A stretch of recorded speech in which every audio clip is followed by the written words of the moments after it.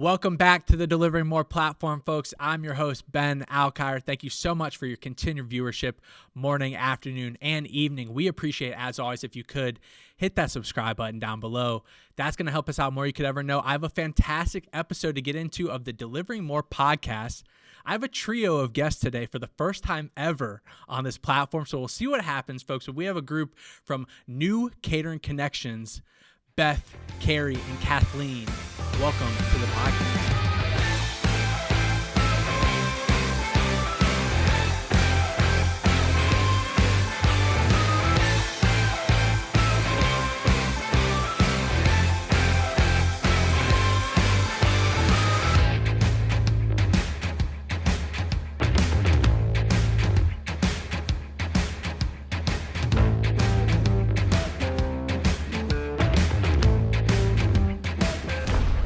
Hey Ben, it's great to be here. Of course. Thank you guys so much for joining me. Where are all three of you located in this moment in time? I'm in South Carolina. Hey, I'm Carrie. I'm in Texas. I'm kind of north of Houston. And I'm Kathleen. I am in Atlanta, Georgia. Okay, so we have some major hubs covered then with where you guys. I know you guys work all over the United States, but where you're located, some major hubs of restaurant groups and a lot of activity in the catering world. You don't actually have to be located in the area that you're selling for. So for example, I sell for Texas, but Carrie's in Texas. And Kat sells for different markets across the country. So it's all done remotely. So, I just put on my Texas accent when I call and I'm from Texas. A little Southern drawl. I like that. I do want to start there. I think we kind of maybe explain to the people unfamiliar, new Catering Connections. You guys partner with restaurant brands across the United States.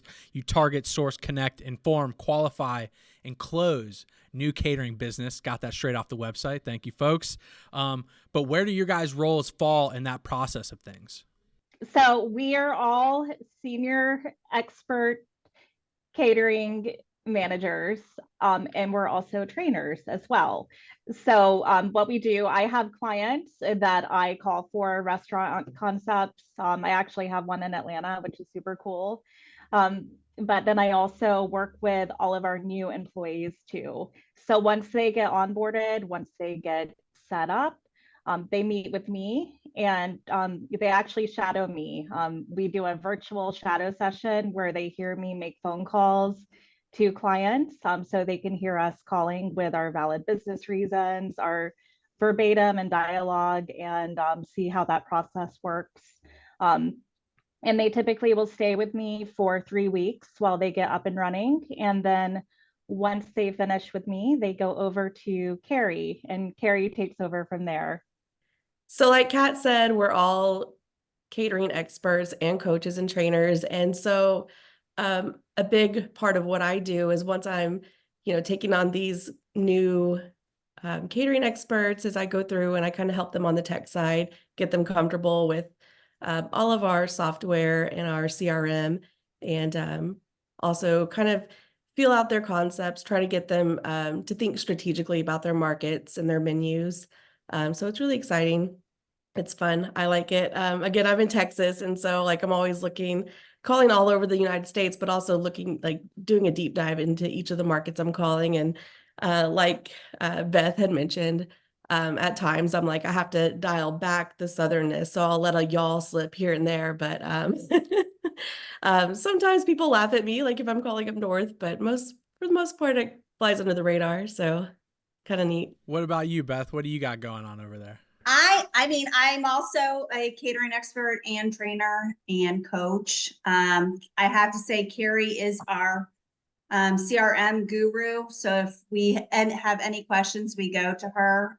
So after they've been with Kat for 3 weeks, then they go to Carrie, and then I get them for the final 3 weeks of training, where I really work with them and coaching them on how to build relationships, how to make connections on those phone calls, how to build relations with our brand partners, and just make sure that they've learned all the proper steps along the way and that they're following, our protocol of what you're supposed to be doing. You're supposed to be making 30 calls per session. You're supposed to be trying to get, 25% of emails and qualified leads and follow our valid business reason on those phone calls. So something that I really focus on is that we have a catering calendar, and Kat and Carrie also focus on it too, but I really emphasize it as well.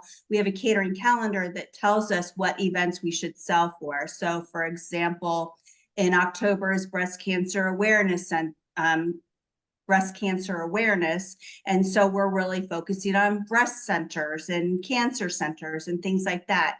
And so I kind of guide them specifically on how to make that phone call. So, like I said, I have my own brand that I call for. So we will do call shadowing, where I will call my brand at a cancer center, and then I will have them call their brand, and then we can discuss how it goes. So it's just kind of like that final building the relationships that they feel confident that once they're done with the three of us, that they can take off and be, a great catering expert. Yeah, it's amazing. So you guys are basically just driving the catering sales for these brands that you're aligned with through new Catering Connections and working backwards from there.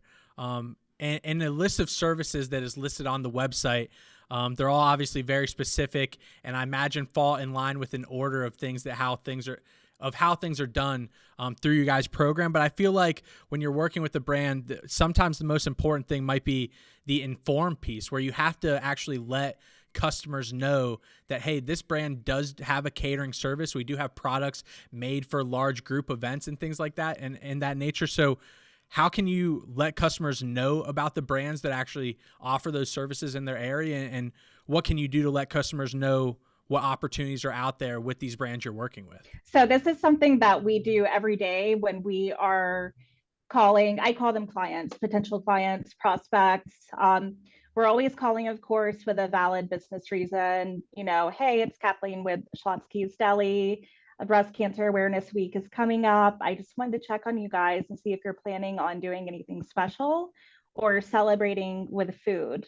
And then depending on how they answer that question, they may take me directly to the decision maker or catering orchestrator. And from there, I'm going to dive a little bit deeper and ask some questions. And the idea is to really capture their emails so we can send over our catering information to them. But a lot of times, places will say, I had no idea that you guys cater. I hear it all the time, even if they are a personal client of ours and we have a giant catering display in the lobby, they still have no idea that we cater. So to be able to make that connection over the phone with a person and share our catering menu is very valuable for us. Once we get all that information, we take that and we, put them in a workflow so that it's not a one and done phone call. Like, yes, we qualified them. They have an opportunity that they need catering. We go ahead and put them in a workflow where they will get a 24-hour email, then they'll get a 2-week email, then they'll get a phone call, and then another email at different increments. And so that way we're giving up, each qualified lead at least 5 or 6 touches. And then once they do order, then we follow up with that, client, consistently to try to get them to order again for the brand that we're calling for. To me, what I have learned, I don't have a catering background, so everything I speak of is something I've learned along the way.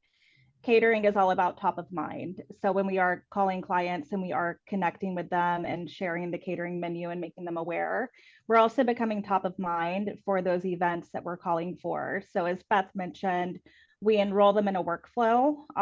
If I call someone today for Breast Cancer Awareness Month, which starts October 1st, by the time my workflow has played out, it's time for Breast Cancer Awareness Month, and I have been top of mind. So most likely they are going to use our services now that they are aware of it and we've built the relationship.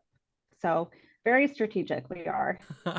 I believe it. Something a few of you have mentioned, like right off the jump, is valid business reasons. I think that's what you're saying for why you call. Can you guys, someone just give me like a brief definition or like list of what those valid reasons are? There's several different ones, so it just depends on what is on our calendar. One of the things is we don't want to sound like we're a marketing company just calling and say, oh, do you bring food in? Because right there, the people are going to be like, nope, this is a marketing call and not interested. So like basically when I call, I reach out and I just say, I was reaching out because I know that breast cancer awareness, is coming up in October. Some of the cancer centers that I deal with bring in food for the celebration and to celebrate their employees. And I was just reaching out to you to see if you did that at your center. And sometimes they'll say yes, sometimes they'll say no, but then you push further because chances are they're going to have meetings or events when they need food brought in for. So it just gives us a little bit of validity that, we know what we're talking about and we're just not a marketing call. When it comes to valid business reasons, or VBRs, like we like to call them, we always go by this calendar that we have put together. And so we're constantly looking 4 to 6 weeks in advance. So there's, big things going on like Housekeepers Week, Vet Tech Week. So we're always kind of targeting those different business sectors. But then we're also really great about communicating other things. So there's like some big companies that have special meetings throughout the years that we're privy to, like we know about these going on. And so, for example, like I'll call Home Depot. I don't know if I want to share this with everybody.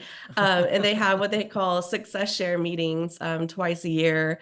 Yeah. So every 6 months they have these big meetings. They do a lot of food. Every day of the weekend that they're celebrating or having these meetings, they're bringing in food every day. And that's those are great orders. Those are anywhere from 50 to 150 people. So when I call somebody at Home Depot and I'm talking to their contact and I'm asking them specifically about success share meetings, which is a VBR essentially, they're like, what? How did you know about this? It's kind of cool that they're like, how do you know? I'm like, well, it's my job to know. It's my job to know what's going on in your life and how I can make it easier. And that really builds that confidence and trust with the potential consumer. Yeah, that's amazing. I really like VBRs. There's one more part of VBRs. A lot of it, not all of it, but a lot of it is related to employee appreciation events. So sometimes we'll call these places and they have no idea that they have an employee appreciation event coming up in their company. Maybe just because they're so busy and bogged down with work. So we actually have the ability to create celebrations as well in people's workplaces and make their employees feel appreciated. So we come with the VBRs, we come from a very genuine standpoint as well when we're calling. It's nice to see people celebrate and appreciate their employees, and we inspire them a lot of times to do those celebrations because, like I said, they're so busy they don't even know they have a appreciation event on the calendar. So I tell them sometimes, I'm like, yeah, like I have a catering calendar and I stay on top of employee appreciation because it's important to me. In terms of this calendar that you guys have that you're working off of, how far forward are you guys typically looking to book business? Is it like right now you guys keep mentioning Breast Cancer Awareness Month in October, so we're 2 weeks out from that, 2.5 weeks out from that? Are you guys booking for Thanksgiving in November or Christmas events or holiday parties and things like that, like 2-3 months out as well? It just depends. I mean, I actually have a couple quotes out for Thanksgiving, but when we're looking at what we're actually calling for right now, it's usually about 4 to 6 weeks ahead of time.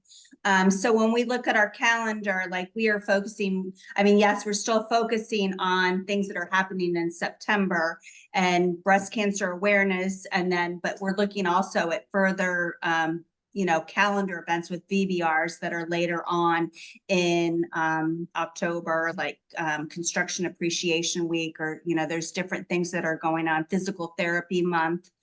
So usually it's 4 to 6 weeks, and then that way it gives us the time so that they can get those 5 to 6 touches, and be top of mind. Okay. And Carrie mentioned something I thought was super interesting with the Home Depot trick. I hope no one steals that from you. But in terms of like finding customers or clients, I think you guys were calling them, that are just like easy lift targets, like you mentioned. Are you guys just basing it off of that holiday or that like theme of the month that's coming up? Or are there other consistent things like schools or churches or things like that that are like easy lift targets that you think people could consistently reach out to, that these people are always wanting food or looking for options like that you guys are consistently speaking with and reaching out to? Absolutely. I can answer part of that one. So we call it a low-hanging fruit, essentially, but car dealerships, most brand owners will want to be in the Saturday lunch rotation. So car dealerships are a big one for us. And then schools, as you mentioned, you're absolutely right. Schools are fantastic. So we just did a huge back to school outreach, but now we're rolling into parent teacher conferences coming up. There's also a professional service day, typically that falls in October as well. So we're also checking school district calendars. For me, those are my top 2 favorites. I know Beth and Carrie have more to add to that as well. Well, yeah, car dealerships, schools, churches, those are all great if your menu aligns with them. Some of the concepts or the brands that I work for don't necessarily have the price point they're looking for. So I'm having to target law firms, engineering companies. They all do what I found in the larger metropolitan areas. The law firms feed their employees weekly on most cases, sometimes daily. So there's a big need there. Engineers, architects will do lunch and learns and things like that and have a little bit bigger budget to work with. So that's always nice if you've got a concept that's, not really car dealership friendly. So yeah, and I'm sure Beth has more to add as well. Yeah, I was going to say, college athletic teams are amazing. It's a fairly easy, thing because they have to feed their teams and they're traveling to a different area. Also, just colleges in general, medical schools are real big depending on the area. So you have to get to know your geographic area and what is available to there. So if a medical school is there, they bring in food for their residents and meetings and things like that. Churches are real big depending on the brand you're selling for. So I do a lot of business with churches. So I would say, the biggest low hanging fruit for me is athletics, colleges, schools also, churches. And then, if you're in a big city, law offices and architecture firms and engineering. So you really just have to kind of look at your area and then figure out what your low hanging fruit is. Yeah, it seems like there's like a broad spectrum of business though that you guys do reach out to. So it's always intriguing. And Carrie keeps teeing me up here. I feel like I'm liking what she keeps saying, just keeps leading me in these next questions I have in terms of, like, she mentioned like a budget and how kind of the difficult that can be to work within or work without and try to make sure these customers are actually able to operate with your brand and make sure they can get that product at a price point they need. But are there things you can be doing to like influence them to work with that brand moving forward? I know something we spoke about in our call last week was like testing or sampling, I believe you guys called it. Like, how often is that a route you're going down to influence someone to work with that brand? Are you guys sampling things often with businesses? Yes. So we like to call it tasting, I think, a tasting, because to me, it sounds more elegant in a way. So I always say, let's set up a tasting. I work with a restaurant in Atlanta. It's a different type of cuisine completely. So because of that, we do frequently set up tastings with our clients. And the reason why is because we believe in the product. It's delicious. And we know that people are, if they try it, they most likely are going to be more open to ordering from us. I would say with our tastings, probably 65% of the people we do a tasting with become clients of ours. Of course, not everyone does because it may not fall in their budget or it's just not the right type of food for their organization. But we certainly do. If someone asks for a tasting, we will set it up. Most companies or concepts we work with like to do anyone that plays a role in the ordering process. That's who we want to do a tasting for. It's not really feasible to do a tasting for 100 people, but maybe 10, somewhere in that number, I feel like is okay and it's appropriate to do. Yeah, you just have to reach out to your brand that you're selling for to see if they are willing to do tastings. There are certain brands that won't do them. They just don't think it's beneficial to get their food out there. There's some brands that probably don't need to do it because they already have that brand recognition, so they don't need it. But the brand that I call for, we do a lot of tastings and it's been very, very beneficial. Like Kat said, I would say the majority of the time they do place orders with us, and they're usually ones that will be ordering, a few times a year. So it's beneficial to do it. I want to piggyback off what Beth said. Some brands don't think it's beneficial to do tasting, but I can't, every time I've done a tasting, I've gotten an order. So I think there's like one time that I haven't gotten an order, and they were just looking for a little bit of something that was more upscale than what the client I was working for could provide. I believe tastings are very beneficial and can definitely introduce, a consumer to your concept. One of the first things I ask when I call people is like, hey, are you familiar with us? Whatever our brand is. I always get the, ooh, yeah, I love that. Or the, no, my friend ate there once, something like that. And I'm like, oh, okay, but that opens the door to be like, oh, okay, cool. And I always ask like, well, what's your favorite, dish, so that's always fun to get that conversation going and get people warmed up on the phone. And then I'm like, well, yeah, we also do catering and, I'm calling about this VBR, insert that there. And it really gets a conversation moving and going, and makes it feel less like a sales call. I know when you're calling folks, sometimes people are nervous about that, or they're like, I'm interrupting their day or whatever. But I look at it as I'm really calling to connect with people and add value to their day and make their job easier, especially if they are the person that orders.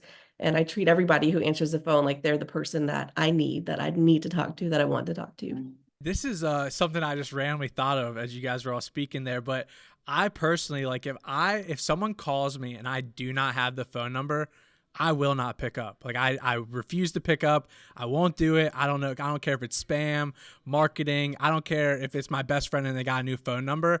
I'm not picking up your phone number if I don't have that saved in my phone.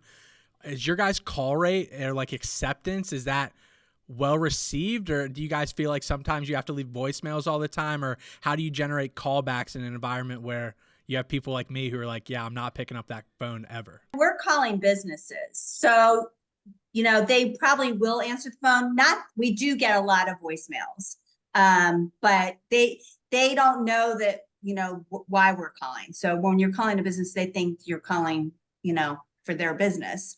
But we do get a lot of voicemails, and typically we don't leave a voicemail on the first phone call. We set up a callback later date and call back again. And eventually if you don't reach somebody, then we will leave a voicemail. But the businesses, on the majority, do answer their phones rather than, because I do calls for existing clients. So I am calling their personal numbers for my brand. And I can tell you, like, I did calls yesterday, and I did probably 40 calls. I probably left like 28 voice messages. But I do have their email, so I will follow up with an email. So, but yeah, if it's a personal number, you're going to probably get a voicemail, because I did the same thing. I think it's so important when we do leave a voicemail, because like Beth said, that first call, don't leave a voicemail. That's what we coach. That's what we train. But if you're calling within that VBR window, I feel like it's super important to, once you reach out a few times, like as that date gets closer, like I will leave a very detailed voicemail about, hey, I'm calling about Housekeepers Week. We have box lunches. We have this. I'll kind of lay out my menu, like a quick elevator pitch on that voicemail. And I can't tell you how many times just leaving a super detailed, quick voice message has gotten a call back, as opposed to like, giving up or just leaving a generic voicemail like, hey, it's Carrie, call me back. They're like, who's Carrie? So I like to kind of give them more detail and like, this is why I'm calling. This is what I have to offer. I had one lady call me back. She's like, you have boxed lunches? I need boxed lunches. I'm like, let's go. I got you. And I don't answer my phone at all unless it's my mom or my dad or my best friend. I do not pick up my phone. So we're very strategic, as Carrie was saying, with if we do have to leave a voicemail, we're extremely strategic. Again, we use the VBRs when we leave the voicemail. And typically we don't do it unless it's the third call, or sometimes we get into these wild calling trees, especially in my experience with medical offices. So once in a while we do leave a voicemail on the first attempt, but not necessarily. Usually what will happen, we have another strategy, is if I get transferred to the right person's voicemail on my first call, and her name is Danielle Brown, I'm just making that up, I'm going to call back my next session and just say, hi, can I speak to Danielle Brown, please? And they're going to transfer me directly to her. And a lot of times I can get her on the phone right away versus having left a voicemail on that first try. So we have a few different ways we use it, or we do it. We just use our best judgment when calling. Yeah, that's a good little trick, getting the name from the voicemail and calling back the next time with the name. I like that. I like that a lot.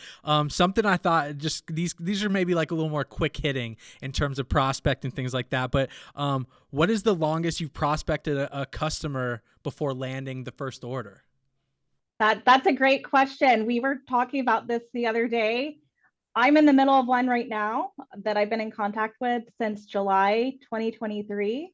She has a $5,000 order sitting in her Easy Cater cart. So we are still prospecting. I just talked to her today, actually. So that is my longest and would also be my biggest sale too. And I know Carrie and Beth have their own as well. Yeah, I would say probably my longest is 8 months. But also I think it was because it just the way the calendar fell. And when I first reached out to them, they didn't do anything except for the holidays. So that's one of the ones that I'm working on for Thanksgiving. But that's been 8 months. But if I didn't follow back up with her, I don't know that if she would have, even gave us an interest. So I have a client, a really big client actually, for one of my brands. I started reaching out to them in July of last year. I finally made connection in December of last year, and then they ordered from me. I want to say it was February, and they actually did a tasting order or a testing order, but this was actually a paid for. It was like a couple $1,000s because they fed everybody. They ordered like several items, like everything off the menu, like they went for it. So I was like, man, I'm really glad I was persistent. And then we've gotten several orders from them after that as well. So yeah, sometimes you just gotta persevere, be persistent, not annoying, but persistent, and just keep at it. Yeah, don't give up, like you said earlier. And Kathleen mentioned she's hoping to book this $5,000 order. I was just in Philadelphia last weekend. We helped deliver a $13,000 Wegmans grocery catering delivery. It was crazy. But what is the largest catering order that you guys have personally booked? The largest one that I had was $6,600. And this is part of the reason why I love college athletics so much, because it was a football team and their band and their spirit squad and everybody. And they did not, they weren't nickeling and diming me to death. Like the football players got like 3 sandwiches each, 2 sides. And I have to say, it was an easy order. It was basically, this is what I reached out to them. They're like, oh, that sounds great. This is what we want to order. And boom, it was $6,600. Where there's other times that you'll get a client that it's for 10 people and it's $200 and it takes you 6 months just to get that order. So, but yeah, I was really excited about that one. I love that, Beth. But football players got to eat. So Yeah, it's those boys got to eat. it's for good that they sure. didn't cheap out and try to get you like one side or whatever. But Right. so I've had the largest order that I've done is 3,600, and that was for 150 people. And that one I think took me about 3 months to get to the right person, several phone calls, emails to the wrong person first. And finally they were like, oh, you need to speak to this person. Like, thanks, finally. So trying to get to the decision making sometimes can be difficult. I've also sold 180-person order, but that was only $1,600 because it was a different menu. So I think it's going to depend on your brand too. Like, You're good. I agree. The price point of the brand makes a huge difference in what that order is going to cost for sure. And mine, so I have not crossed the $3,000 threshold yet. I think I'm about to segue into the 5,000, but my largest ones have been about 2,800, 2,900, and they've been for schools and churches. So those are always great orders with the schools and churches. I think the church was, there were 2 church orders at the same time, 2 different churches, same brand. It was a sandwich brand where they had a conference with about 250 people. And then my largest school order, I think it was about 2,900. And it was a Valentine's Day celebration that they were doing where they had the parents come to the school and eat with the kids for Valentine's Day. And they ordered from us. That's amazing. My mom, since I've been the youngest kid, has gotten me a Valentine's Day gift every single year. She's always been my Valentine. That's great. I love it. In terms of we're talking about this calendar still in my brain, at least. I know we've moved a little bit past it, but last like major question, I think in terms of like maybe something super intriguing for other sales folks out there outside of the major holidays. So like your Thanksgivings, your Easters, your Christmases, Valentine's Day, even, what are the busiest weeks or days of the year for catering? I know you guys have mentioned so many like construction month or week that we've said breast cancer awareness month, but for you guys, what are the busiest weeks or days of the year for catering? I would say May is kind of kicks off the year in a sense because you have Teacher Appreciation Week, which falls during Nurses Appreciation Week. There's a few other things that fall within that catering calendar timeframe too, but right at May, it seems to pick up and just go from there with those 2 big events to kick it off. And then I would say the second one would be in August, and it's school related as well for back to school. And as we're talking about this, schools and stuff, it really depends on your market because there's certain markets that the schools do not order food at all. So, but I mean, it just, you find out and then that's where you focus your attention. But yeah, I would say August with back to school. My brand is in the South, so it is August. Some of the other schools more north are more like September. But yeah, the back to school season is another busy one. And then obviously it comes the holidays. I will say we've had our Slack channel, celebration channels kind of been blowing up for Housekeepers Week too. But I know that was a big VBR for us this time around and we really pushed it. So yeah, I think Housekeepers Week was pretty successful for us this year round, not with only just hotels, but also like assisted living or any place that would need housekeeping. So you've got to be strategic about those VBRs as well. And like who else is a housekeeper or might need that. So Oh yeah. Oh yeah. Yeah. I know May for Deliver That has always been a massive week, like the nurses week that Kathleen mentioned, things like that. So I think, yeah, we're all in the same boat there. Something we spoke about at a pretty good length that I had never heard of in our call last week. And just kind of another reason to find people to outreach to that I think maybe a lot of people don't know about, because I definitely didn't know about it, was lunch provided services, I believe was the name. And then like community menus were like 2 things that you guys mentioned I'd never in my life heard of. Could you guys just speak about what both of those things are?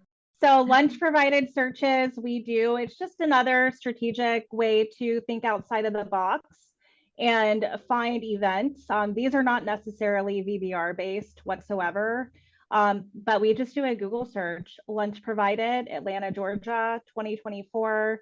Most likely, if I were to do one today, I may look for November and December, because what we're looking for is conferences, events, any type of lunch and learn. So the odds are that because they are larger events, that they are going to have the food planned in advance. And I know Beth, when we were talking about this before, Beth mentioned that she got a pretty nice sale from doing a lunch provided search before, which is really cool to see the fruits of our labor from that. Yeah, so I actually saw there was a title company that they were advertising all their lunch and learns. And it had the information of the person in charge of it. And I just reached out to her and I said, I can, assist you with all your lunch and learns. It was in the Dallas area and my concept covered that area. So wherever she went for a lunch and learn, she ordered from us. And that was from a lunch provided search. So it was very beneficial, and we do it, every few weeks just to check to see what's in our area, and they work really well. And then I was just going to talk about community support pricing, because there's several brands that have the community support pricing, and this is a specially priced menu that is discounted, and usually it's for schools, nonprofits, universities, churches. And it's kind of a way to give back to the community and to thank them for, being in the community, what they do, whether it's a school or a church or like leukemia, society or, something like that. We're just kind of thanking them and just giving them a discount, for what they do for the community. And that's why it's called community support pricing. I am very fortunate that my brand does offer that. And, we do buffet style and box lunches. And that has been very beneficial for me to be able to sell to the schools in the area, because they have a budget. And if, they don't fit in, if we don't fit into their budget, they're not going to order from us. So it makes it a little bit more affordable for the schools. And I think you said that very well, Beth. And I have a brand I work with. It's a sandwich concept, but they have a community menu, and same thing. We share it with schools, churches, and nonprofits. This location I call for has incredible school districts all around it. So anytime I call the school or if I introduce the menu to anyone, I always thank them. I say, our community is so important to us. You're important to us. We appreciate you. Thank you for everything that you do in your job and your career. We've created a specially priced menu for you guys that you're welcome to order off of anytime. And it's for my brand, it's individual box meals, but it's pretty popular if you have the right market and you present it in the correct way. People are very grateful and appreciative of it. And I wish all of our concepts we worked with had one, because it's just a way to connect with multiple places in the community, like the schools, for example, the PTA moms, they have jobs too, and their jobs may actually need catering. And it's a way to get our name out there as a company as well, by connecting and building relationships with the community.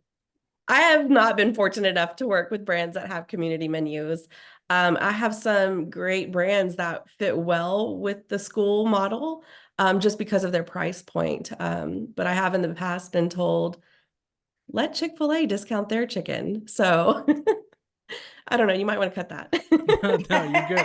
I think no, I think for me, from my perspective, it seems like a no-brainer. Like Kathleen kind of mentioned towards the end there, like integrating yourself into the community you're in, making sure you're a trusted restaurant brand to work with, and you're here for the people that have, been customers for you countless times over and over. You want to give back to them in some form or fashion. So I think that sounds like a no-brainer for brands to me to move forward with.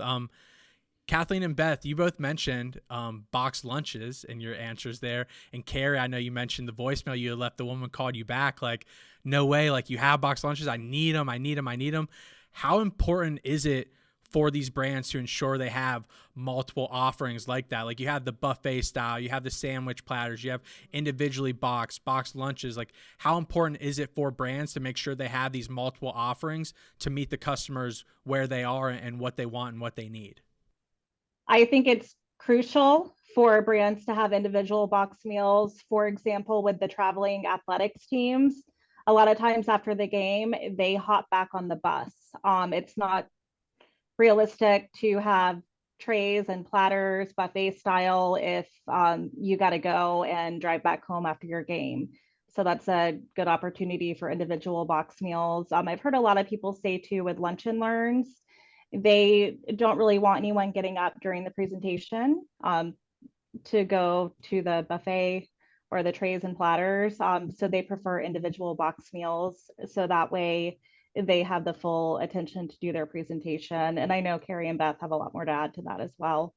And I know before when we were speaking about it, Kat had said, there is still people that are concerned about COVID out there, and they want everything to be in individual box lunches. We do have a couple brands that don't include box lunches, that just have buffet style and trays. And sometimes it's hard to sell, depending on, the market and everything, because box lunches are very important. And obviously buffet style is too, but I would say I do 50% of my business in box lunches.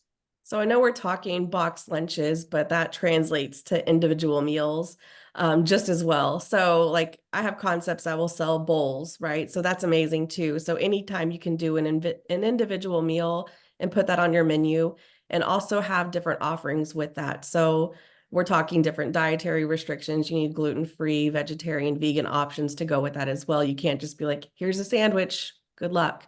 Because not everybody's going to want that. So yeah, it's great to have individual meals, but you need a little bit of variety there too. Or at least have the capability to do the one-off, or, the couple that might have a dietary restriction, because those are definitely deal breakers that have come across. Like people will shut you down immediately and will never think of your brand again. Yeah, and that's the last thing we want for sure. I appreciate you guys kind of walking me through how you get the clients, get the consumers, prospect, and then actually execute and what you execute on. Something I thought you guys mentioned a handful of times and how important it was what happens after the delivery has happened and after the catering has happened, and that's the feedback piece, which I feel like maybe doesn't get spoken about a ton in this realm of things. But how important is it for you guys to get that feedback, whether it's good, bad, great, negative? Who knows what it is going to be, but how important is that piece of things for you, and how do you go about getting that feedback? I was going to say there's several different reasons why feedback is important. And I'll just touch on a couple and then let Carrie and Kat touch on some.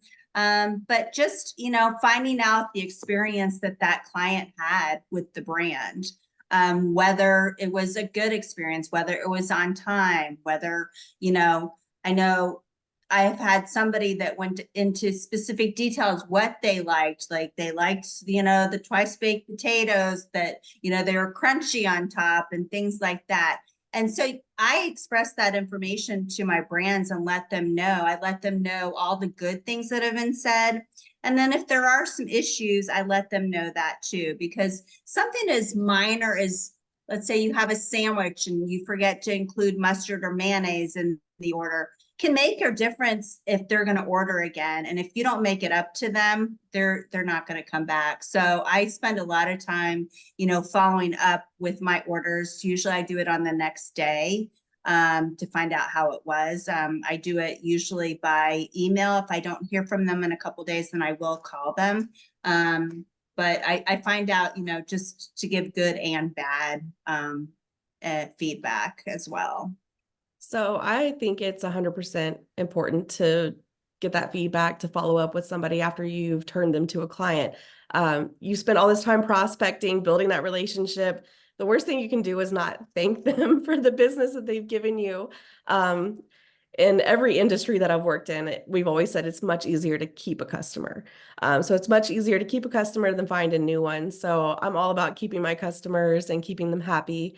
If they did experience something negative with their catering order, I'm always going to share that and try to make it right somehow, or at least ask, like, what do you plan to do? Like, what's the resolution for this? So moving forward, like whatever feedback we get, we can put that into our process. So, if we're leaving items off, like take a look at the process on the ops side, like what's happening there. Is there somebody checking the order? So I feel like everything's valuable, whether it's good or bad. And everybody wants good feedback too. So it's always nice to hear like, you're doing a great job. Thank you. And I totally agree with Carrie and Beth, what you guys said about everything. What you said, Carrie, we spend such a long time building a relationship, a strategic relationship with these clients that are ordering from us. If we don't follow up, it's almost like they've like dropped off a cliff, that we've left out a major piece of the relationship without following up and continuing the relationship. And sometimes we get amazing feedback. Sometimes we don't get good feedback, and that happens, we're all human. And we do share that information with our brand or franchise owners. And I don't ever like sharing anything negative. So it's difficult for me to send an email with anything negative, but I do share it because it's important. It's how we all become better. But the positive, I love. I'll send it over and I'll share it with the franchise owner, and it shows them that I'm following up with the clients and doing my due diligence. And I feel like it strengthens my relationship with the franchise owner too, because we're a team. Even though I'm in Georgia and you may be in Kansas, we're still a team and we're executing for this client. Yeah, it's amazing. And you guys are here to build those relationships with the brand, with the customer, and kind of play middle women a little bit. I won't say middle man and belittle you guys a little bit here, but Liaisons. I appreciate that. Ben, I just wanted to say one more thing too about feedback, and we had talked about box lunches and not having them on their menu.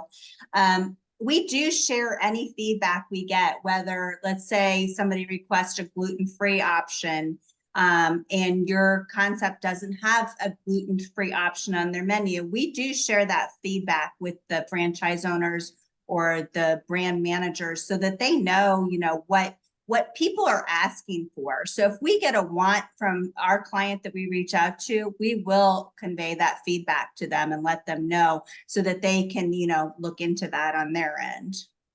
Yeah, and you got to be transparent with them too, right? Like they're either going to take that and create the option or never have the chance of getting that customer back. So it kind of is what it is. Yeah, well, I greatly appreciate your time today, Carrie, Beth, Kathleen, New Catering Connections, Byron, Tara, the whole team over there. You guys are amazing. I'm a firm belief that the catering industry as a whole just needs more and more and more support as this industry just continues to grow. I think it's like 130 billion or something by 2030 or something like that, or 140 billion, some ridiculous figure. So it's only getting bigger and hopefully only getting better for these brands out there. And I think you guys have provided a lot of support and interesting education and feedback in terms of how these brands can go about selling their product to consumers or just reaching out to you guys and using your service, which hopefully we drum up a little business here doing this as well. Not saying that's what we're here for, but that'd be pretty cool. We'll take it. Awesome. Well, I appreciate you guys so much. And we'll see you very soon. Thank you so much. Thanks, Ben. Thank you, Ben. Thank you, Ben.